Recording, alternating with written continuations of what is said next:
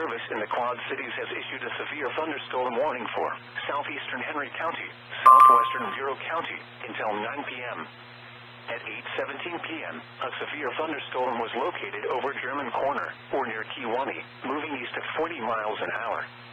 Expected hazards include 60 miles an hour wind gusts and quarter-size hail.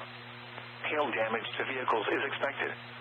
Expect wind damage to roofs, siding, and trees. This severe thunderstorm will be near Johnson Sauk Trail State Park around 8:25 p.m.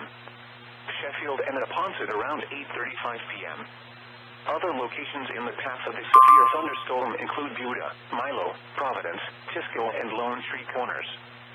Take cover now.